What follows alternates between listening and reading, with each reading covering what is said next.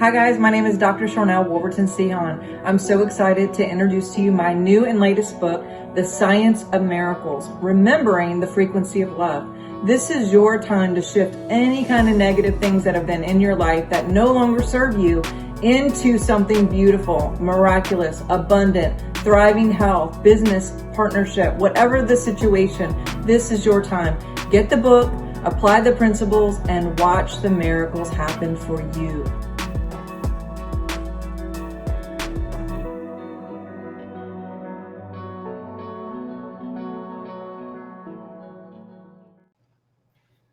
All right, guys, we are back. My name is Dr. Sharnael Wolverton Sihon, and Craig Walker and I are here today. And I'm super, super pumped about this new guest that we have. Andrew Collins is here with us. So yeah, before we get started, I'm going to get like super excited. Go to swiftfire.org and get on the newsletter. That's the best way that you could connect with what we're doing, all of our classes, our books, research, all the stuff that we're putting out with our blog and our shows, our podcast, and do your due diligence. This is really fun and exciting, and we're in a period of critical thinking and actually having the opportunity to remember that we can think for ourselves and we don't have to just take what anybody tells us as the truth. We can look it up. We actually have ways to do that. So I encourage you guys to research our new guest, Andrew, and some of the things that he's going to talk about today.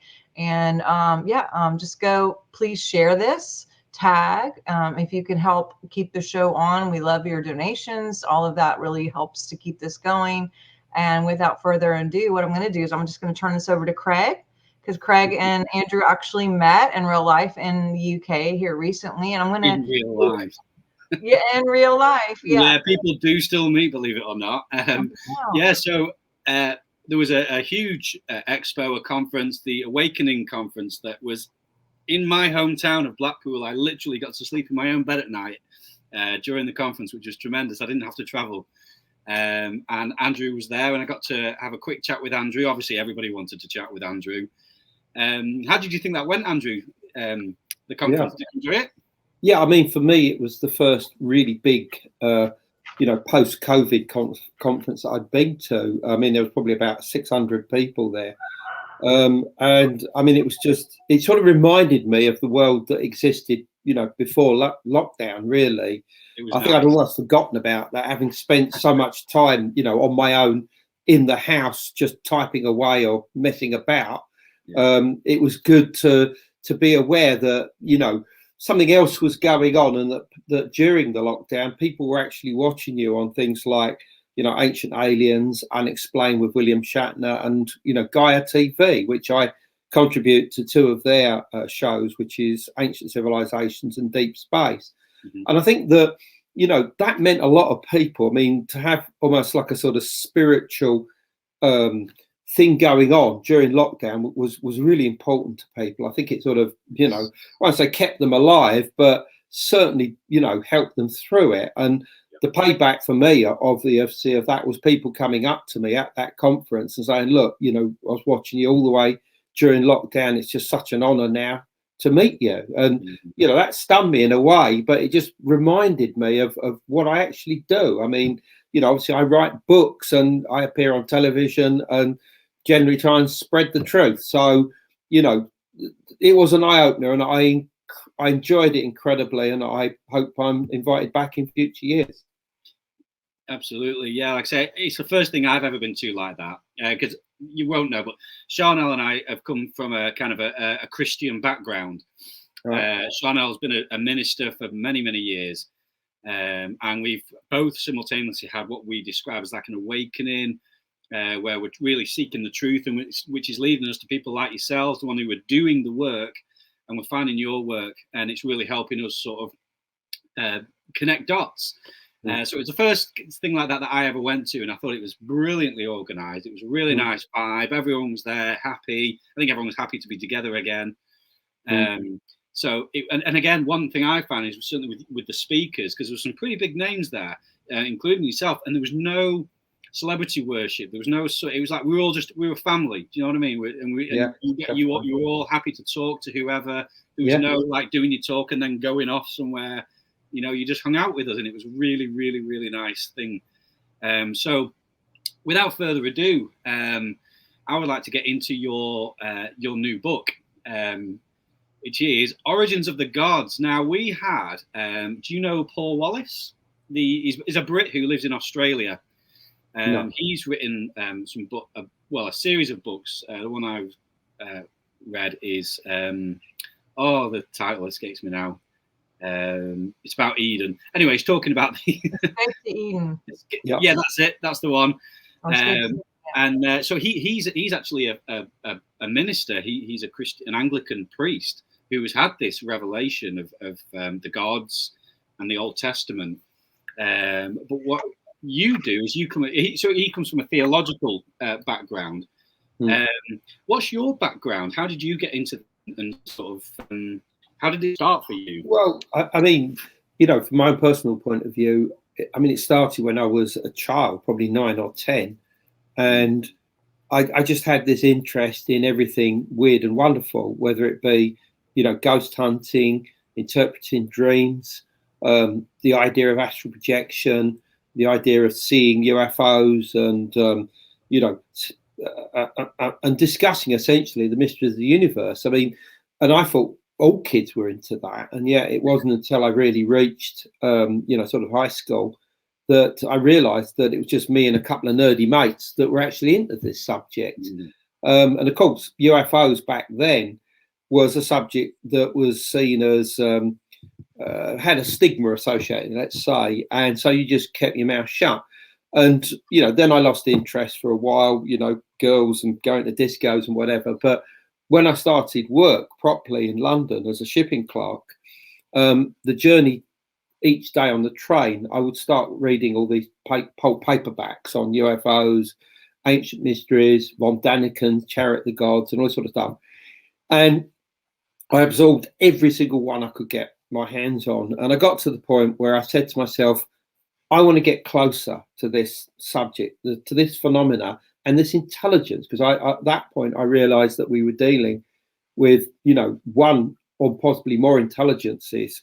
And how could I do that? So I thought, well, the best thing to do is to become a UFO investigator. So go around people's houses with a nice form and say, what did you see up in the sky?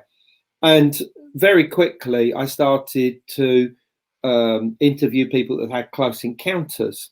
And then things started getting really interesting because I started to realize that what I'd been told in these books about UFOs and their origins and about, the supposed occupants of them, something was not right. There was something else going on here which you were not being told, or certainly not being told by most of the authors.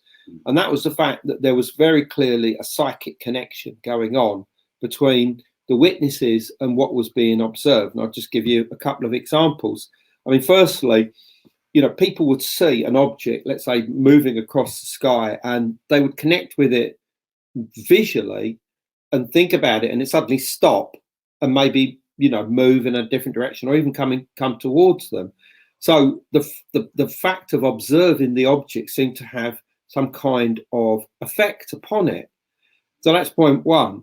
And secondly, I realized that the number of people, when they saw these objects, felt a psychic link with them. And what I mean by that is that they felt a connection with the intelligences, the consciousness that was somehow associated with them.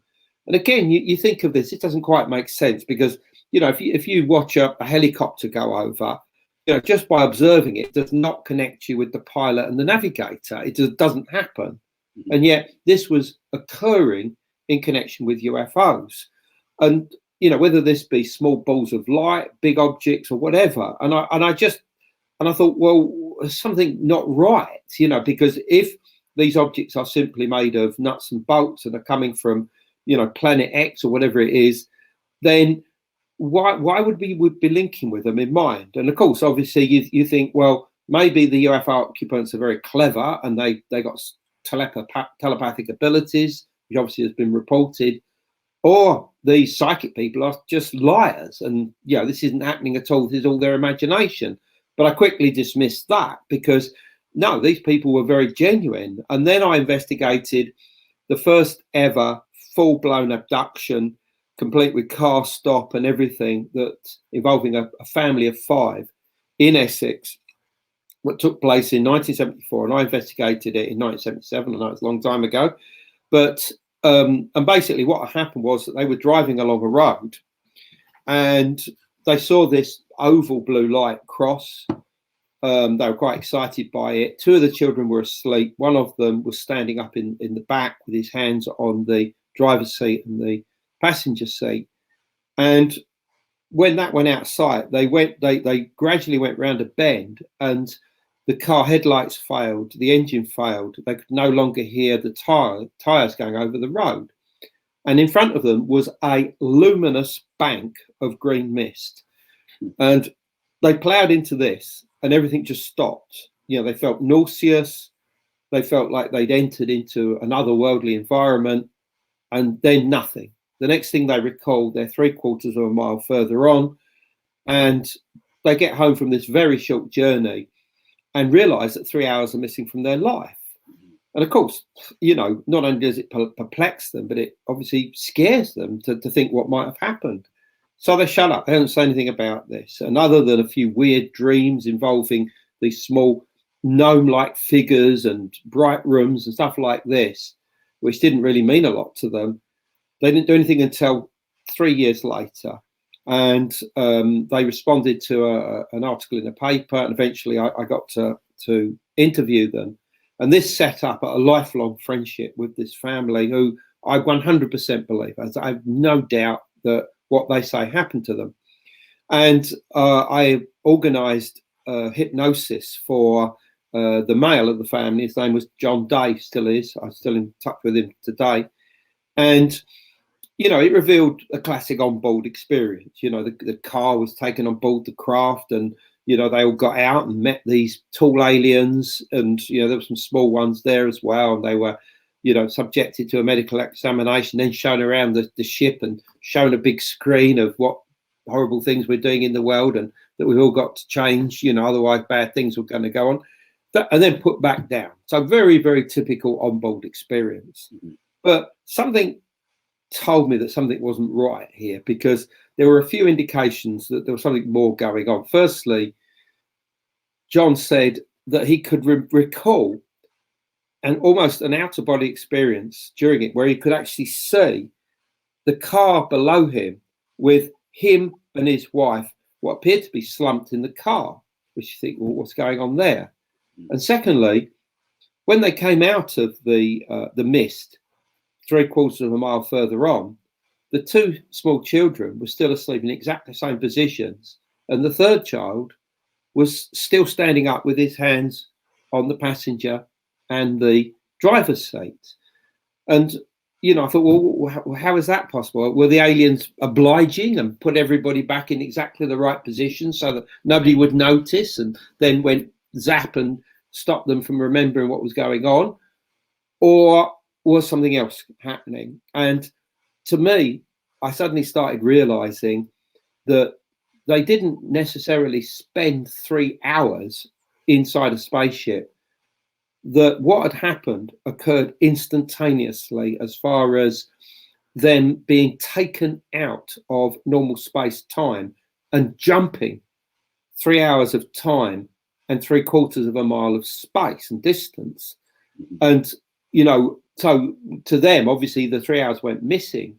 Yeah. But what happened to them outside of normal space time and outside of normal time was the experience. And that, yes, it was genuine. Yes, they unquestionably encountered an intelligence of some kind that showed itself in anthropomorphic form, but that there was something more happening. This wasn't simply a case of encountering nuts and bolts spacecraft, you know, with flesh and blood aliens. There was something else going on here, particularly the fact that afterwards, John and Sue, his wife, both felt that they retained a mental contact, almost like a telepathic contact, with this intelligence that continued for many years and perhaps even continues to this day.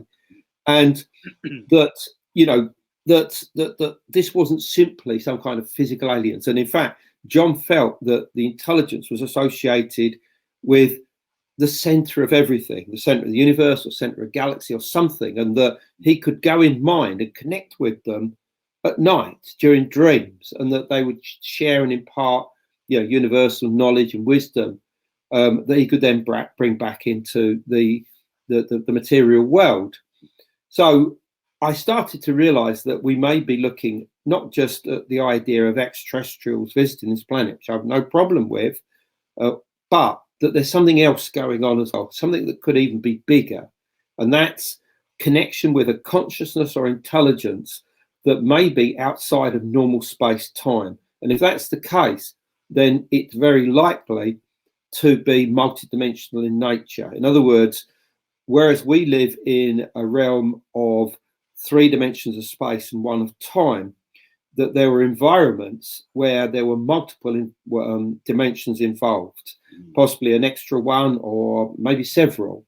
So that was my premise, and I first started writing about this as early as 1992 in a book called The Circle Makers, then again in a book called Alien Energy, which came out in 1994, and then another book that came out in 2012 called Light Quest, which is like my piece de resistance on all of this subject. And then finally, of course, Origins of the Gods, which is co-authored with Greg Little. And of course, every single book, we take the matter one step further and really fine tune it as far as science is concerned. And now there is incredible evidence, not just for the existence of higher dimensional realms that coexist with us, but also for intelligences that may be connected with them and how they can connect and manifest in our world. And we'll in theory, come on to that shortly. You got anything, Sharnael? Oh, yeah, you're muted. Oops. Very, very fascinating. It's interesting too. I know you talk a lot about certain sites that are sacred and maybe even portals. Can you go into a little bit about that and the connection? Yeah. I mean, one of the things that sort of disillusioned me about UFOs after I started to realize some of this stuff, was the idea that, we were dealing with flesh and blood aliens and the rest of it was too confusing. There were too many different types being seen by people, too much conflicting information, to the point that I almost gave up the subject. But then in 1982, I read a book by a guy called Paul Devereaux called Earthlights, which changed everything. And what he showed through an intensive study that had been done during the 1970s, was backed up by lots of independent evidence, was that there seemed to be certain locations where mysterious lights and what we would call UFOs today would appear more frequently than other places or other times, and that these locations had very similar geologies. And this geology involved underground activity to do with tectonic plates and movement of those plates, and the creation and the movement of what are known as fault lines, but also the presence of certain types of minerals, particularly quartz and also tourmaline. Now, the reason why these are important is because when put under pressure, or quite literally bent, they release electrons from their atoms. And these free electrons, as they're called, they're also known as negative ions, will break the surface and stay within the environment to create what's known as an electron burst. This changes the environment into what's known in science as a ionospheric environment. And this is perfect for the manifestation of mysterious lights and what we would call UFOs.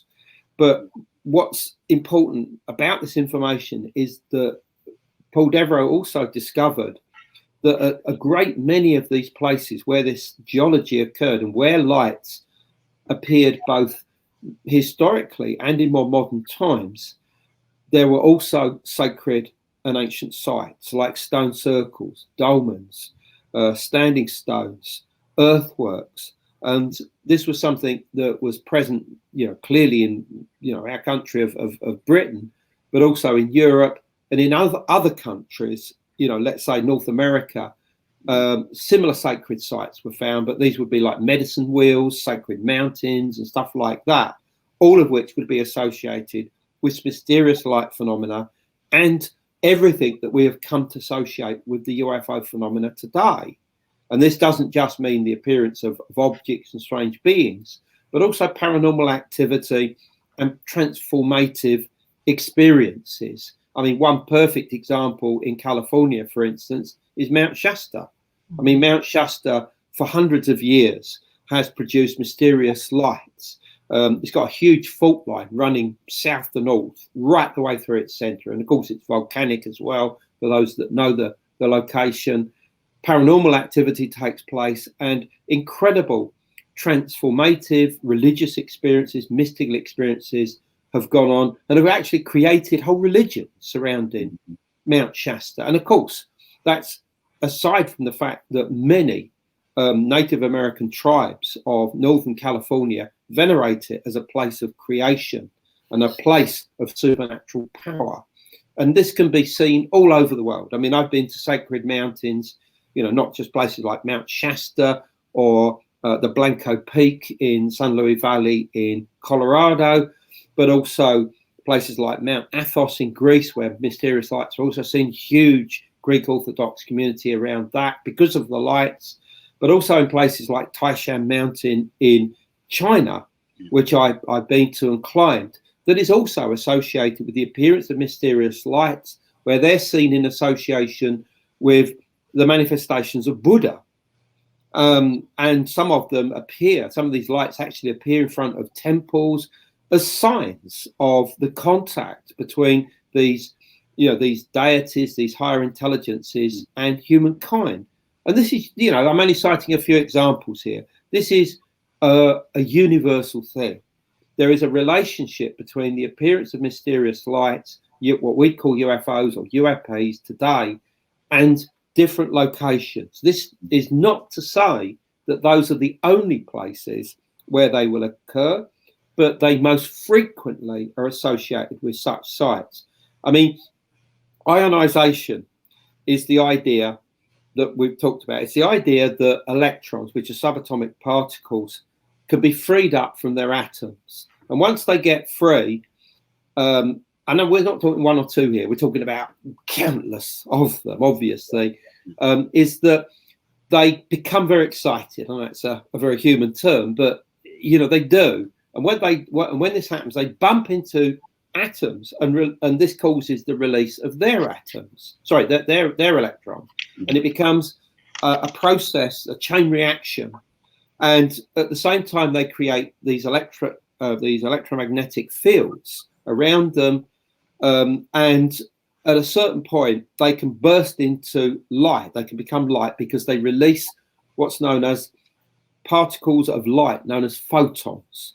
And as this happens, it's like a light bulb switching on, and boom, suddenly you've got an object that is self-contained and self-existent and can remain from anything from a microsecond to minutes or possibly even longer. And even if it disappears, it can reappear again.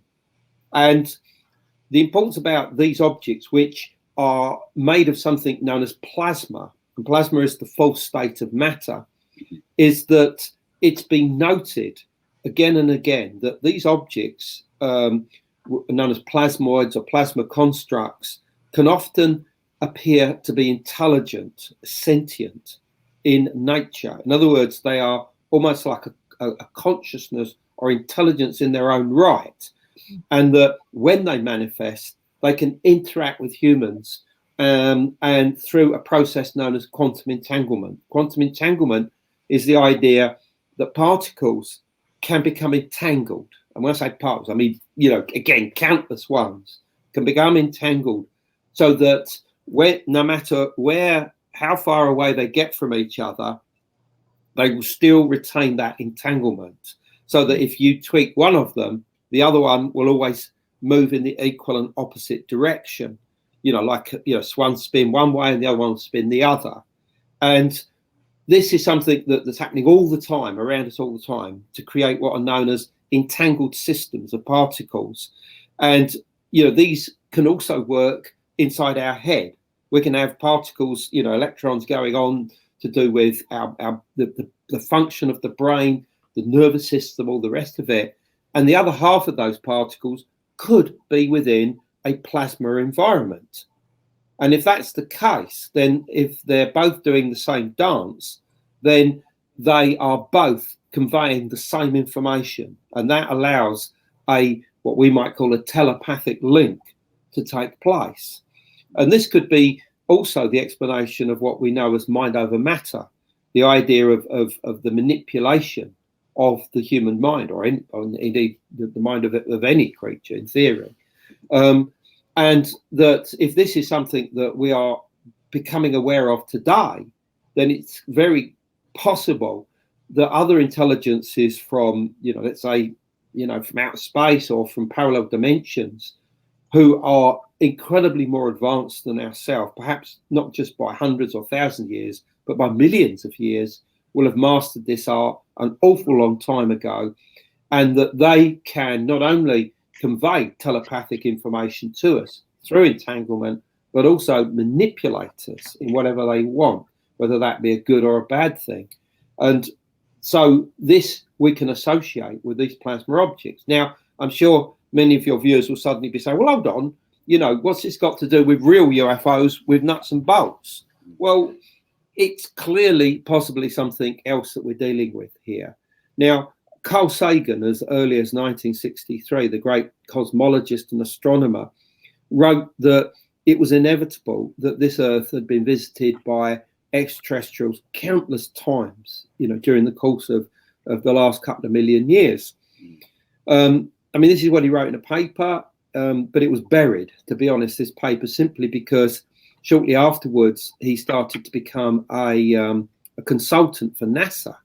And by NASA, and I know this because I've spoken to somebody that knew him very well, told him, you've got to stop this stuff. You've got to stop talking about these things called UFOs and the concept of aliens, because it's no good for our image. And he did. He stopped it completely, almost went against it publicly. Yeah. But Carl Sagan believed wholly in these intelligences, coming from somewhere else, other, as we call it, really, to sort of take it out the realms of coming purely from another star system.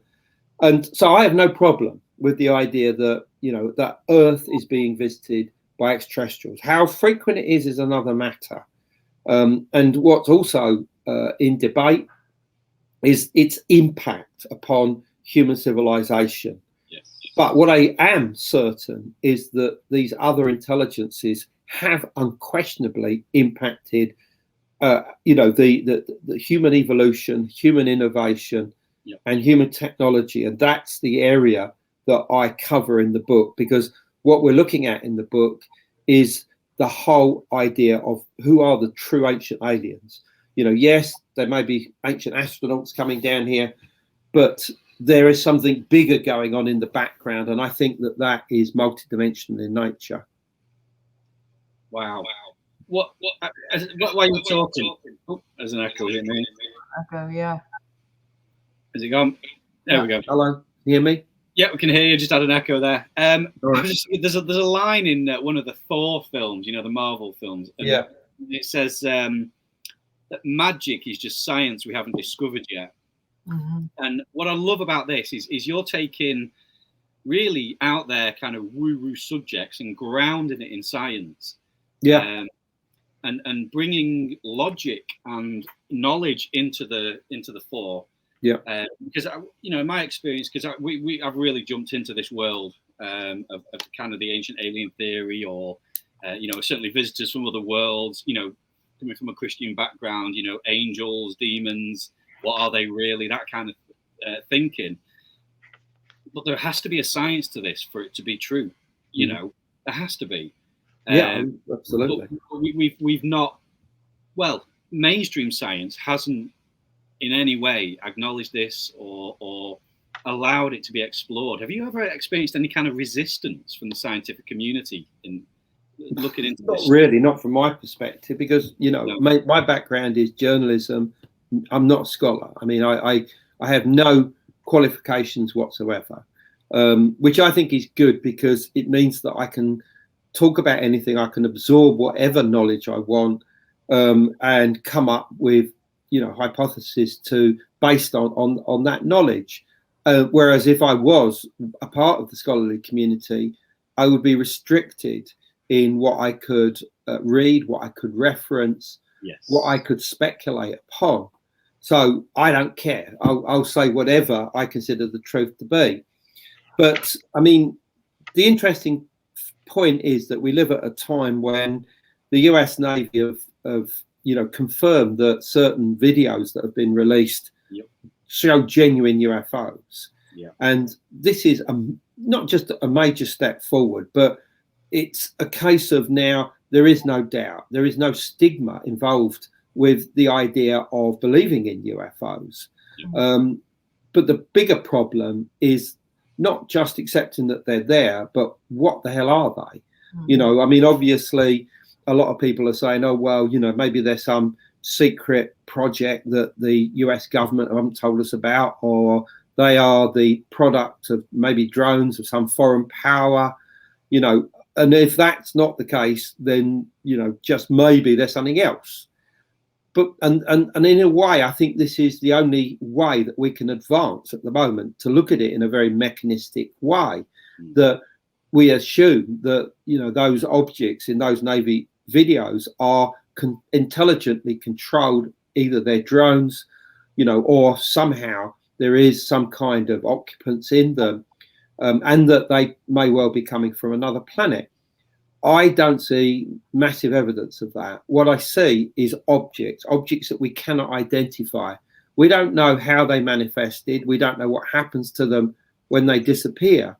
And we don't know what they're made of. I mean, yes, they appear to be solid, but plasma can be solid, and it can appear on radar. And not only that, but plasma, as was shown in the 1960s by the theoretical physicist David Bohm, that it can display what we call intelligence. In fact, plasma actually gained its name because it showed the same type of activity as the plasma in human blood. Before that time, it was actually known as radiant matter. It had been discovered by a British scientist called William Crookes in the 19th century, who also realized that it was pretty weird stuff. And plasma is the fourth state of matter. But also what's important is that in the last probably 10, 15 years, a number of papers have been written suggesting that it could have an extra dimension of space. And if that's the case, then if there are out there other realms that coexist with us, that that either overlay our universe or are outside of it, probably both in actuality, then plasma could be the conduit, the medium through which these intelligences can more easily interact with material matter. But these plasma environments could also be portals or doorways from coexisting universes or worlds and that of our own, overlaying with our own and allowing the passage from one to the other, not only of things like cryptids and other strange beings of time and space, but possibly, entities or occupants coming from, what to us look like other star systems, but are in fact actually coming from parallel worlds that coexist with our own. That is extremely possible, and that would account for why quite a lot of the occupants that are seen in association with UFOs are actually physically real and, have been encountered not just in the last 70, 80 years since the beginning of the flying saucer era, but in the past, and have taken the form of what we would call fairies, elves, gnomes, goblins. And the accounts of those are incredibly similar to the modern UFO experiences of today. And this is something that was first noticed by people like Jacques Vallée, the famous UFO researcher in books like Passport to Magonia, which came out, I think, in the late 60s, early 70s. And also by people like John Keel, for instance, well-known writer of UFO books, including the Mothman Prophecies, who strongly realised that what was going on today is just the continuance of something that's been going on for many thousands of years, and it has. And what I show in the book is that it's very likely that the presence of these intelligences, the presence of plasma or plasmoids, again, what we call most UFOs, most UAPs of today, has been with us and has impacted human innovation and technology through quantum entanglement and connection with this phenomenon, and actually probably having encounters, all over the world. And I in the book, I concentrate on the area of Israel and Palestine, biblical traditions and whatever, and and show that these intelligences were there back then. I say not just in biblical times, but going back perhaps as much as 400,000 years ago, and that our earliest ancestors were very interested in the same sites where these mysterious lights are appearing today. So, once they showed an interest in them and went to the sites, did they have UFO encounters like we have today? I think the answer is yes. And the one thing that we know is a whole load of people that experience this phenomena, get close to it, go on to become incredibly creative. They become artists, they become writers, they become poets, they become musicians. They're inspired in an incredible way. For instance, I talked about this case earlier about this whole family being abducted. Well, all of them went on to be, inspired. John Day became an incredible sculptor afterwards. Before that, he was just working in a factory. His wife went on to become a deliver babies, what do you call it? Sorry. Midwife. Yeah, midwife. Yeah, and actually ended up going out to I think Iraq as part of the war, delivering babies out there. Wow. Aside from many other things that she did, but remarkable careers that these people experienced. And as I said, I know other people that suddenly became musicians. They felt inspired that they had to write afterwards. Now, if that's going on in the current day, did this go on in the distant past? Was contact and communion, if you like, with these intelligences, with this other consciousness, these transdimensional beings, responsible for human innovation and technology? I say the answer is yes.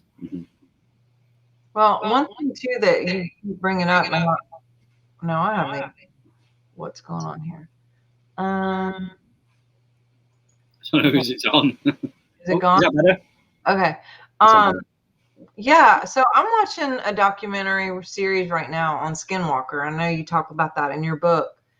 One of the things that was interesting to me, obviously they've had all kinds of crazy stuff happen, as well as all these sacred sites. I've been to several of them myself. I lived overseas, so went to a lot of them when I went to school in England. But they were frightened. You could tell the people who bought it recently in this series, the owners and the people living there would freak out if anyone talked about digging.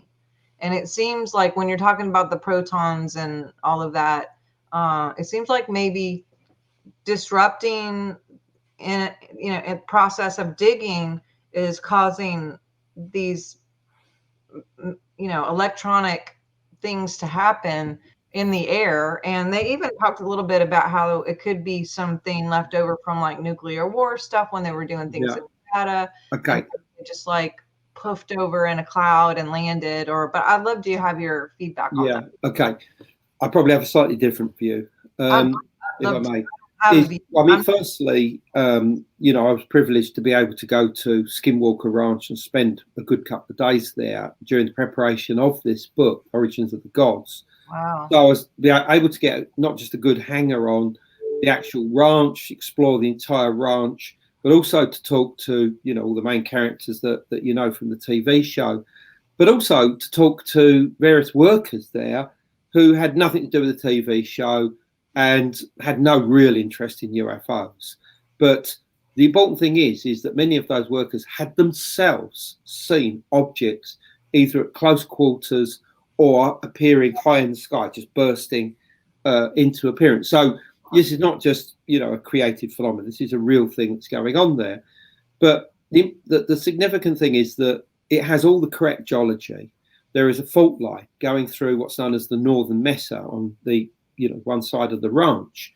This northern mesa is where most of the objects are seen. It's also where most of the strange paranormal activity and the electromagnetic effects take place.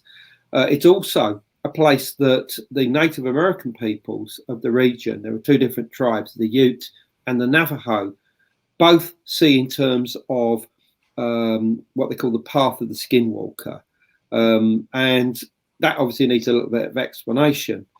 But basically, the term Skinwalker simply means the supernatural form that a shaman or witch, and I use that term loosely, of a Navajo is expected to take when they do their rituals and get into a trance state or altered state of consciousness.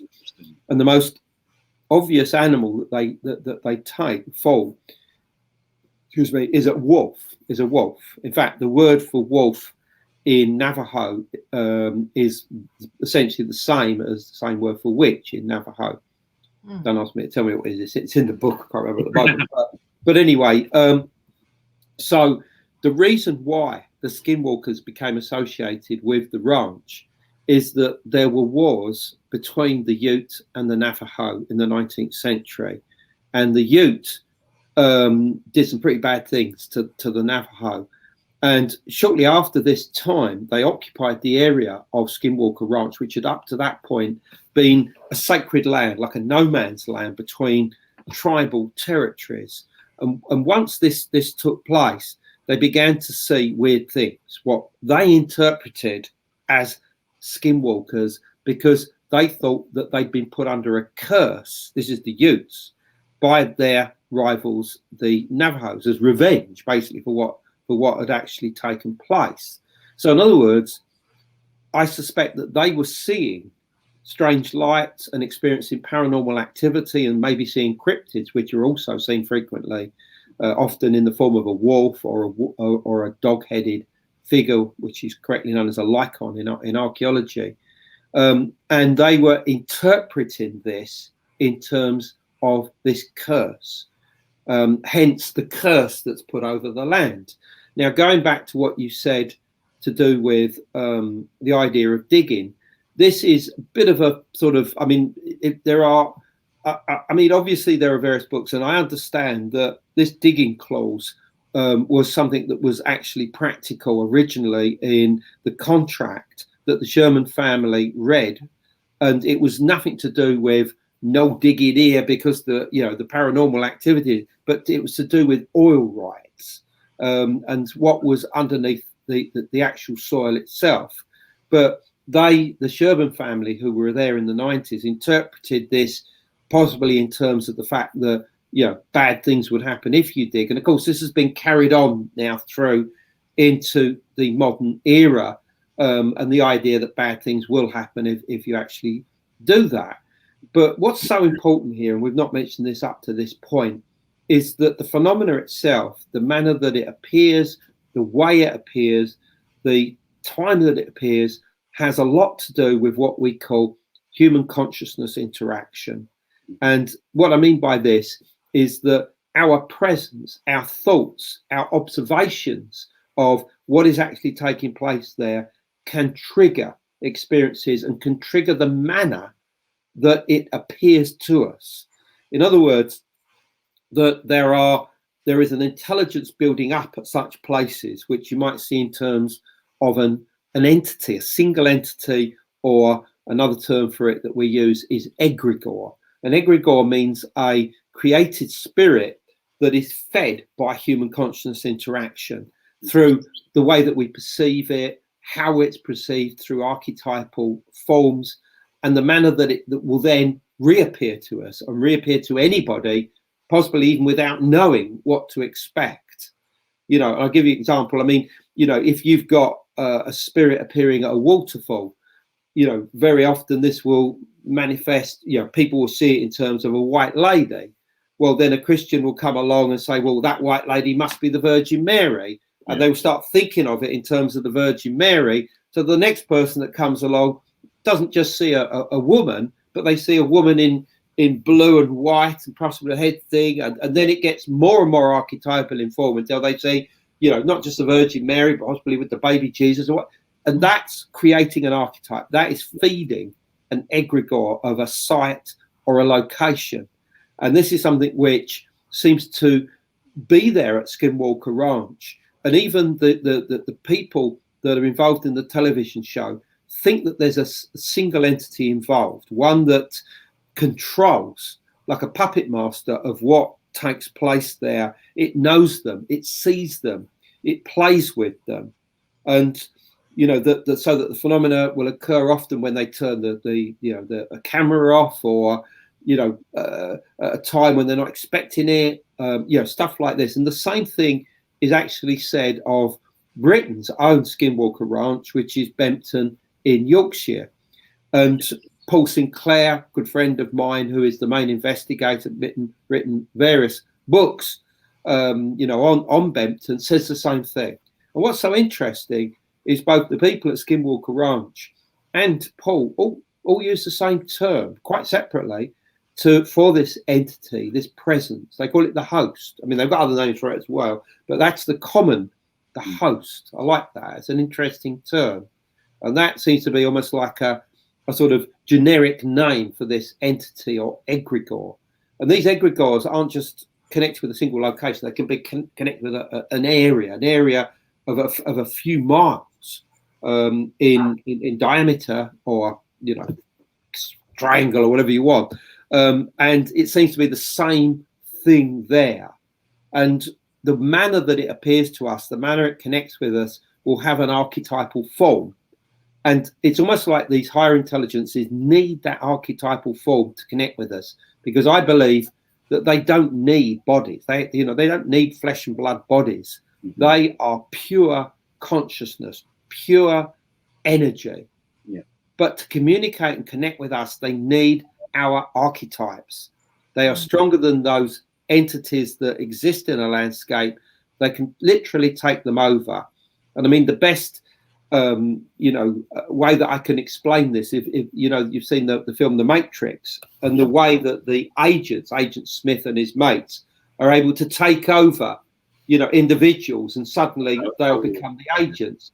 Well, if you think of the people that inhabit the Matrix as spirits in the landscape everywhere, that what we call these transdimensional beings, which, by the way, we call n-dimensional beings, or n beings for short, n being number relating to the amount of dimensions which we don't know. These n beings can take over these archetypes to literally feed us information, communicate with us, both as visions, as dreams, or whatever. That's the way they communicate with us. And of course, in the last 70 to 80 years, because of the modern flying saucer craze and the UFO, you know, we assume that a lot of these intelligences are spacemen. So that's what we'll see. We are going to see spacemen in dreams, in visions, abduction experiences, on-board experiences. And I'm not saying, as I said, that they're not real spacemen coming to visit us, but that these higher dimensional beings are utilizing that to create these interfaces between themselves and ourselves. Wow. Well, we've got about 12 minutes left, and I really want to dive in before we go about the Kazan caves. They're in Israel, am I right? Yeah. And, what's the significance of those, and why are they included in the book? And okay. Well, you know, the question you have to ask is, if the people that were building the stone circles, you know, let's say 5,000 years ago, were connecting with these lights, with the UFOs and the intelligences associated with them, perhaps even learning information from them, how long has this been going on? Well, I mean, I personally would say it started very, very early, probably soon after we left Africa. And one of the first places that we went into was the Levant, which is the geographical area that includes countries like Palestine, well, not countries, but territories like Palestine, obviously Israel, Syria, Lebanon today. And there is a place just outside of Tel Aviv in Israel called the Kazan cave. It was only discovered in the year 2000. And when the archaeologists got into it, it was like a sort of time capsule of activity from 400 to 200,000 years ago. And what they found here was the earliest evidence anywhere in the world of shamanism.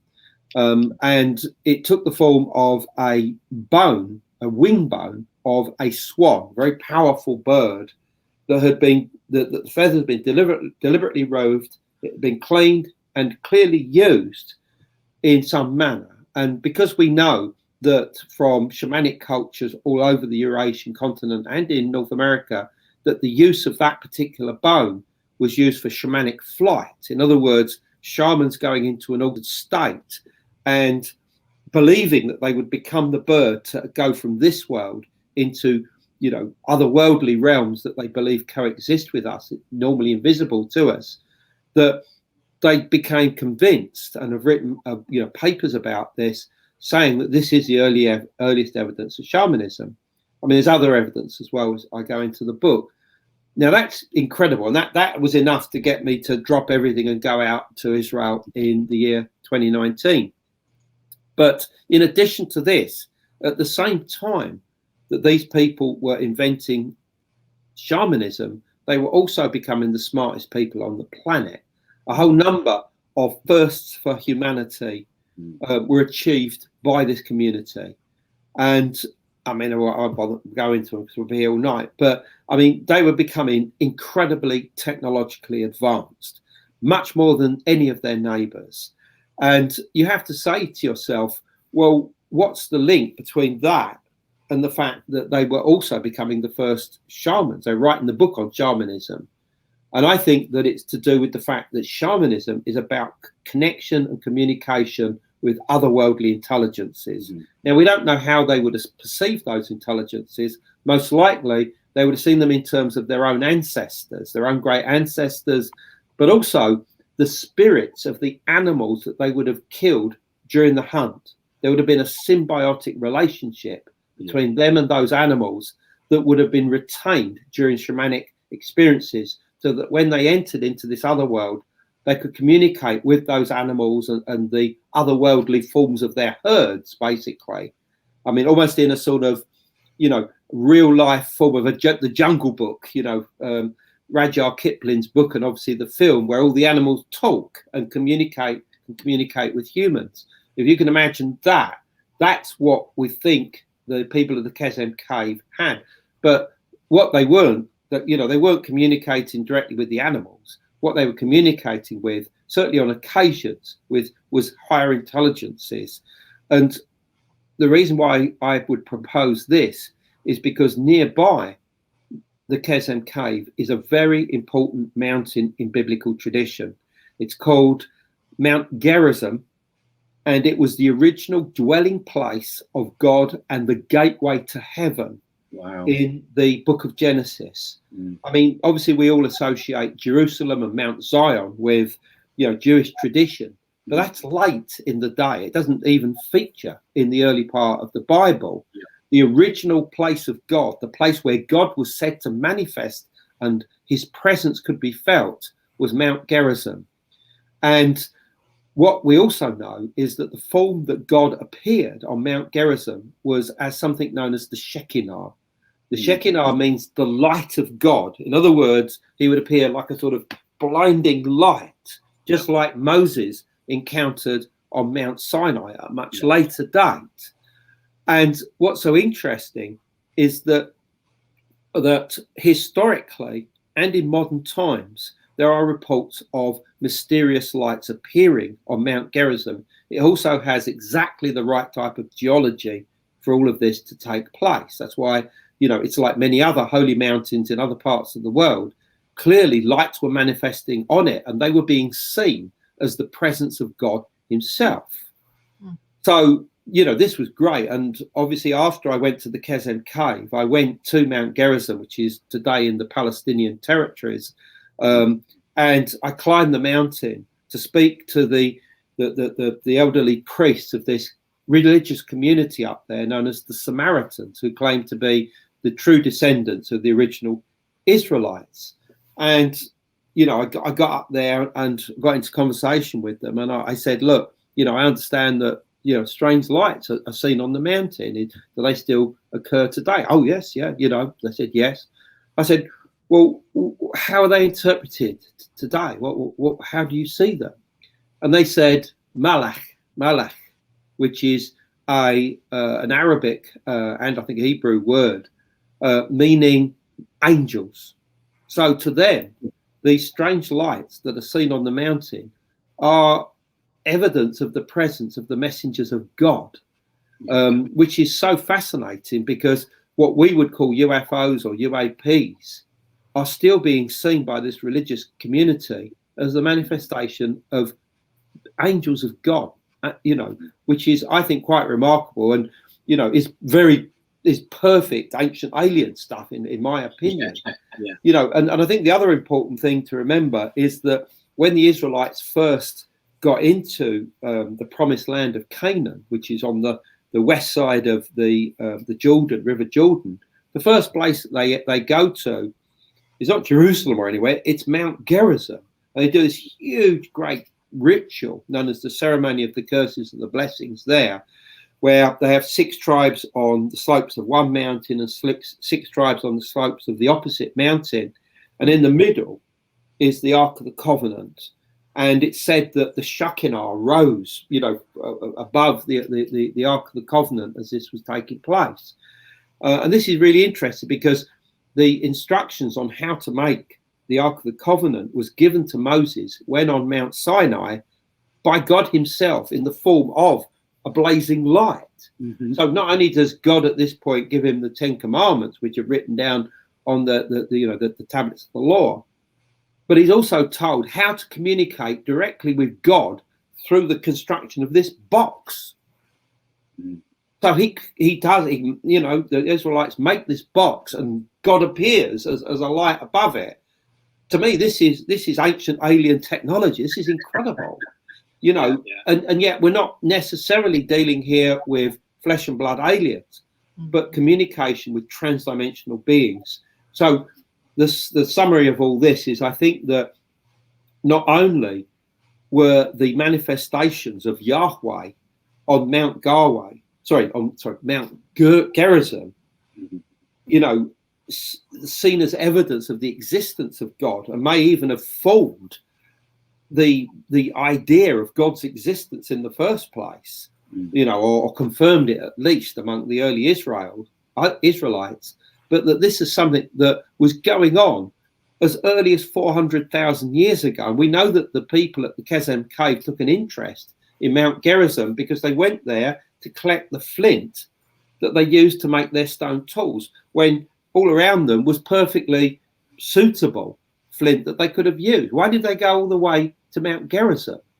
And the answer is almost certainly that they saw Mount Gerizim as a very special place where the lights would manifest, where they could have these transformative experiences, and thereafter continue this communion, this connection with these intelligences through shamanic experiences, and through it gain innovation and technology that allowed them to advance much faster than their neighbors. And that if you see this as a showcase example, I think something similar was going on with communities all over the world in the past, and probably still continues to this day, because if we're talking about this, we can be pretty sure there are institutions around the world that know that communication with these M beings is something that can advance their technologies in everything from, you know, from nuclear fusion to AI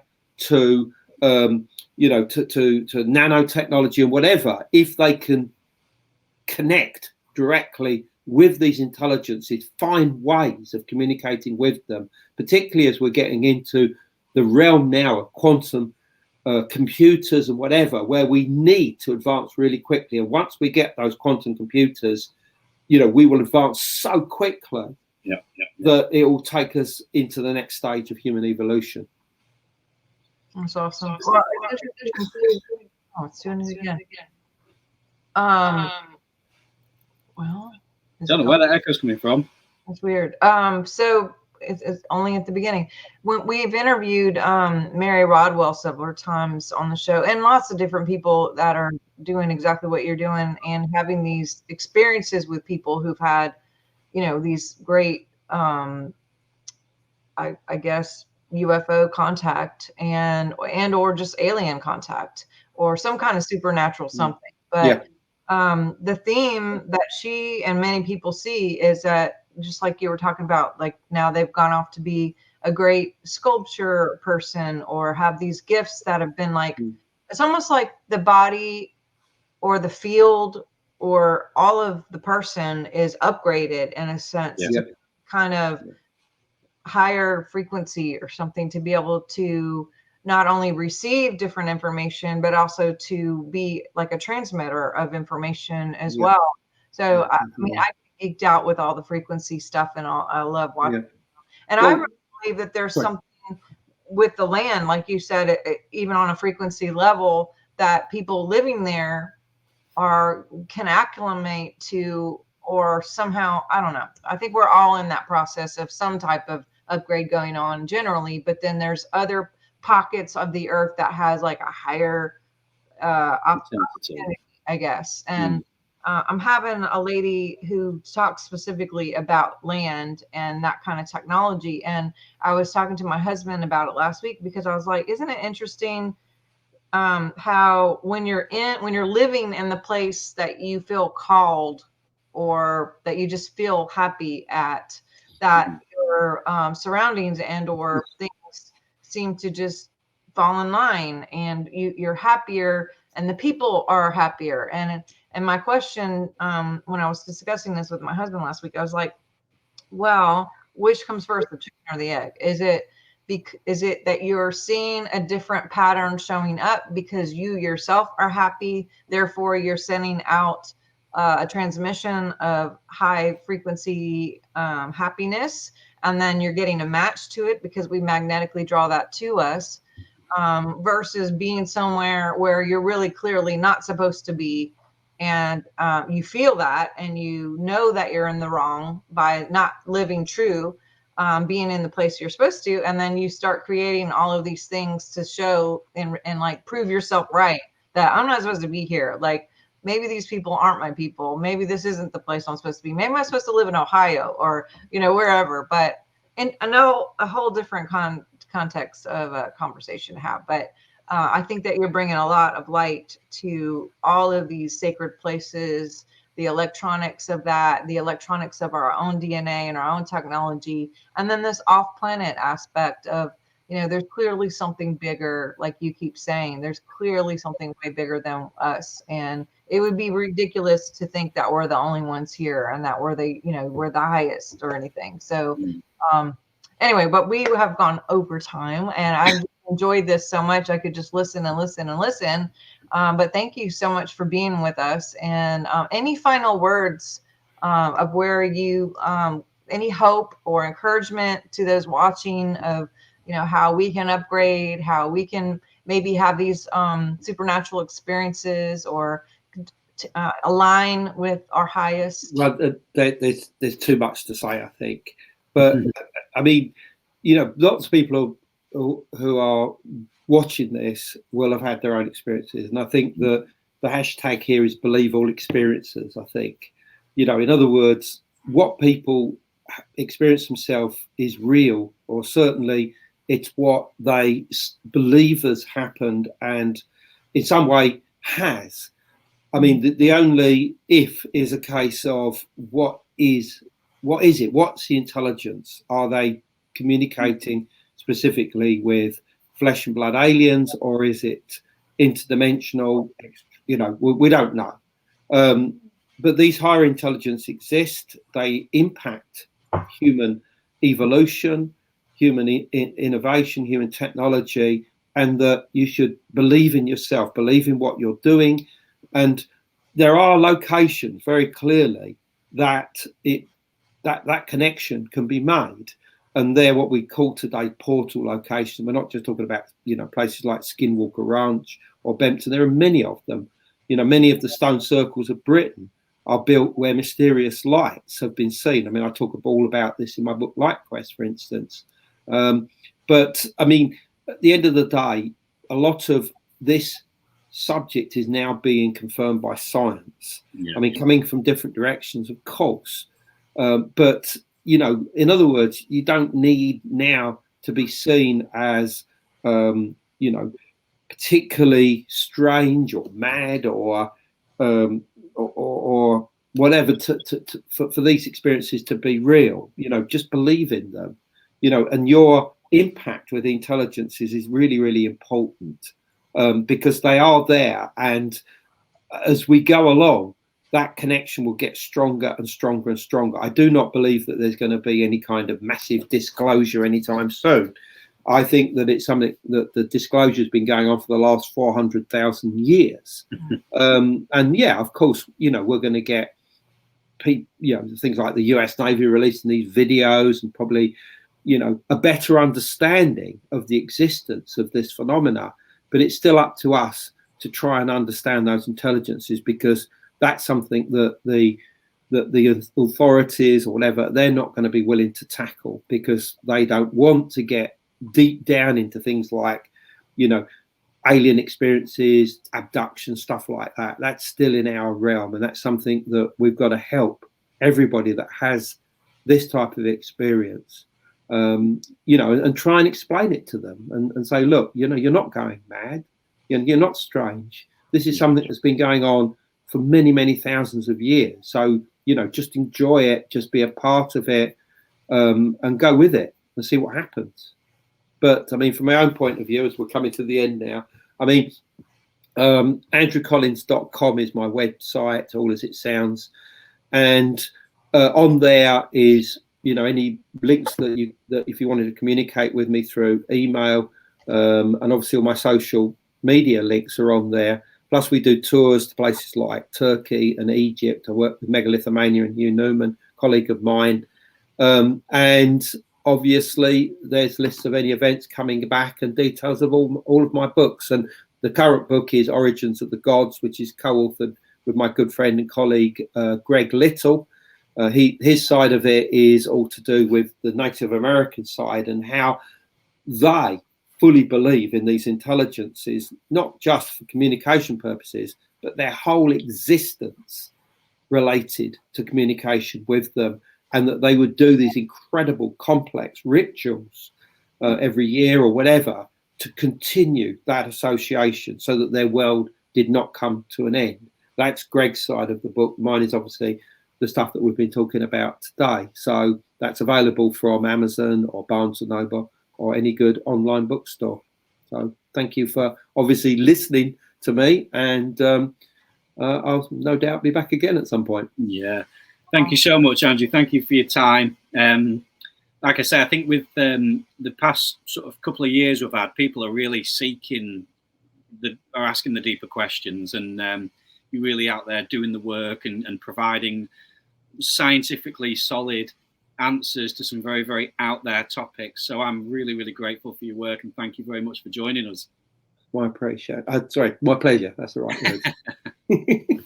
Awesome. Well, thank you so much, both of you guys, and definitely go to swiftfire.org, get on the newsletter. I have my books, all the different things out there. I know, Craig, you have any final words on where people can find you as well?